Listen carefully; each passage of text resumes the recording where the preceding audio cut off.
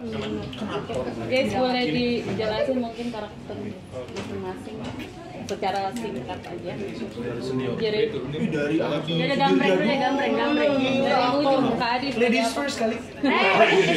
Ladies first ya. Halo teman-teman semua, aku Adi Sudirja. Aku berperan sebagai Yatno. Yatno itu adalah bapak kontraannya Naya. Oke. Halo, aku Ika Salim. Aku di sini sebagai Tanta, sebagai primadonanya orkes Melayunya Ria Buana Babero. Halo, aku Sada Triyuda. Aku di sini sebagai Thomas. Thomas adalah manajernya Naya. Halo, saya Putri Patricia. Di sini saya jadi Kompol Risa. Hai teman-teman, saya Calvin Jeremy. Saya berperan sebagai Zul di film Mendadak Dangdut. Berperan sebagai asisten pribadinya Naya yang diperankan oleh Anya Geraldine. Mungkin sedikit apa yang membuat beda film ini, kan kita sudah tahu dulu kan perannya di Kamal dan Gavin. Apa yang membuat beda di 2025 ini? Mungkin lebih modern aja sih, secara singkatnya. Masih berada di luar teater. Yang membedakan. Apa yang menarik? Pemainnya yang masih beda. Pemainnya beda, terus juga ini kan diangkat dari IP yang udah legend banget dari tahun 2006 sampai hari ini kita inget gitu Mendadak Dangdut. Jadi kayaknya ini jadi satu legacy yang ya salah satu kebanggaan Indonesia lah gitu ya. Dan ini diperankan oleh aktor-aktor muda yang tapi juga ada Mas Bisa Sononya juga gitu. Jadi ini menarik banget nih, arah ceritanya bakal kayak gimana, treatmentnya bakal kayak gimana. Nanti nonton aja 30 April 2020. Mas Adi, gimana cara jadi bintang film kan biasa? Gila, bintang film. Enak tahu nih, gimana gitu. Jangan coba sini lah. Belum ya? Iya. Gimana cara infuse maksudnya jadi karakter apa Bapak Kos ya? Bapak kosnya ini sebenarnya ini karakter Yatno ini karakternya Adi Sudirja yang level up gitu. Ngeri. Ya. Jadi dia itu kepo sama semua banyak hal.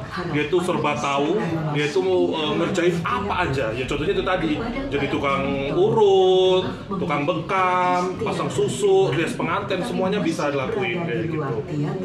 Susah nggak, sulit nggak untuk bisa? Enggak lah, aku kan pemain. Pemain lama nggak di calling. Susah karena susahnya itu karena aku kan ini betul-betul film pertama ya, belum pernah main film sebelumnya dan mainnya juga sama aktor-aktor yang udah jadi, yang udah senior yang dulu ku tengok di TV. Itu ada pride-nya tapi juga terus kayak bisa nggak ya kayak gitu, ada kayak gitu juga dan alhamdulillah kita itu semuanya hangat, kita udah kayak saudara semua di Mendadak Dangdut, jadi enak aja gitu. Masa sih emang? Iya lo kalau gitu banget. Tapi kan Ika Salim sendiri akhirnya misalnya di film bersama orang-orang yang emang dari awal jadi aktor, rasanya gimana? Apakah pertama ada gap atau kayak gimana? Ya awalnya kan justru aku juga memang nggak langsung mau karena itu dia, karena nggak pede. Satu semuanya kan di sini memang pemain, memang ya semua orang juga kenal gitu. Dan sedangkan aku basicnya bukan di acting, tapi ya karena satu ternyata ketemu Pak Monty dan Pak Indra juga ngobrol, ternyata juga ceritanya bagus, dan setelah itu ketemu sama teman-teman pemainnya, alhamdulillah pemainnya semua juga ternyata di sini support banget. Jadi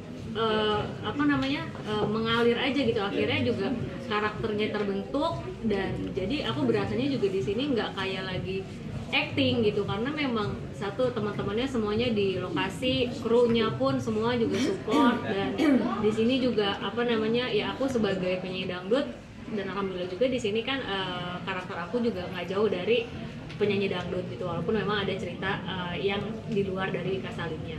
Ya, senang bisa ikut berpartisipasi di Mendadak Dangdut yang kita juga tahu ini fenomenal sekali.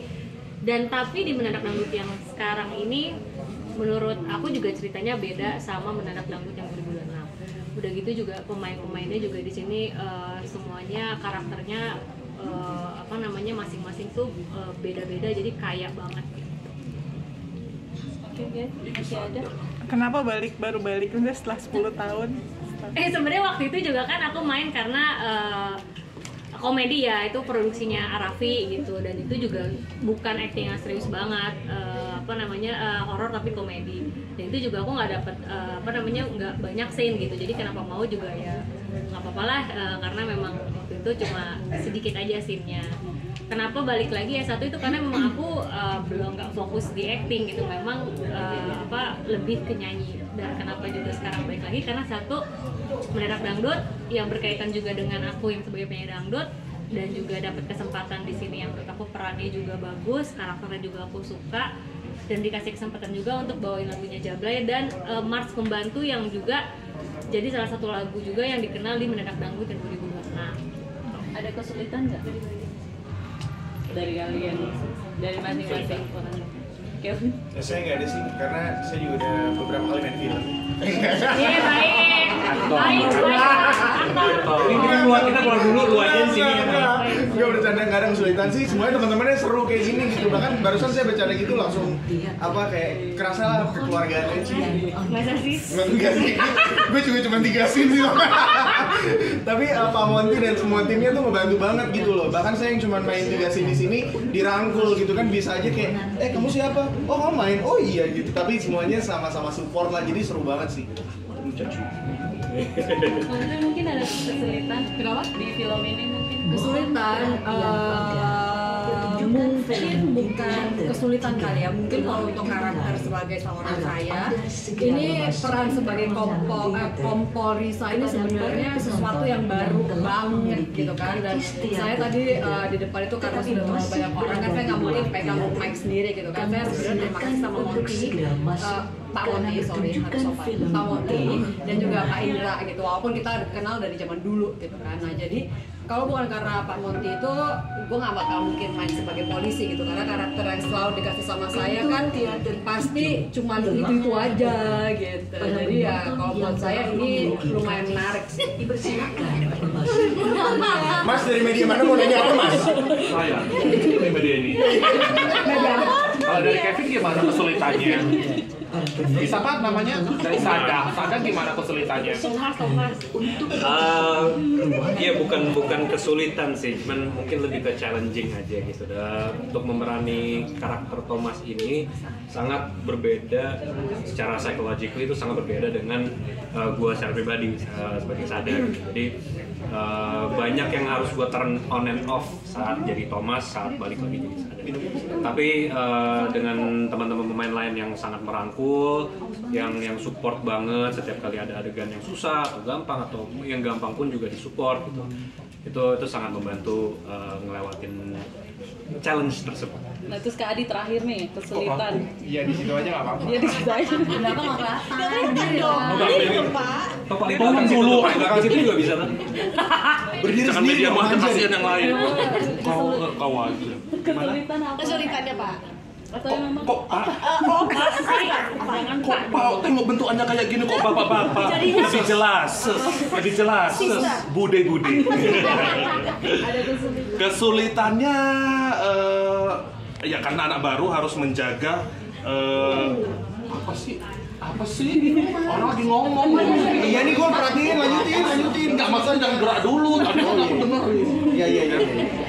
Kesulitannya itu adalah harus cepat-cepat kita tuh masuk sama Sada, sama Bu Wika, sama teman-teman yang lain. Jadi biar chemistry-nya nyambung gitu, biar cepet gitu. Karena kalau walaupun kita nggak ada satu scene ya Bu ya, tapi kalau kita udah bisa bonding dengan cepat itu nanti bakal seru, ngalir ke semua ceritanya. Karena kan tahu tuh ceritanya Bu Wika gimana, Sada gimana, Kevin gimana gitu. Jadi biar bonding. Oke, terakhir optimis ya bakal banyak yang Optimis sekali, betul iya. Sangat optimis.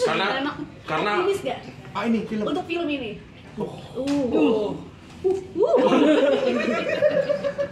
Sumpah, karena ya memang harus optimis karena posisinya sekarang kita kayak udah capek kerja ya kan, rutinitas segala macem, ketek tiba-tiba kita bioskop ketawa. Ini kan film horor, ini kan lagi rame-ramenya. Tiba-tiba kita besok film komedi, apalagi kan kita lucu-lucu sama Wika Salim, lucu banget di film ini. Sumpah gitu. Iya, adegan yang dibotain. Nggak ada. Gitu. Jadi wajib ditonton teman-teman semuanya.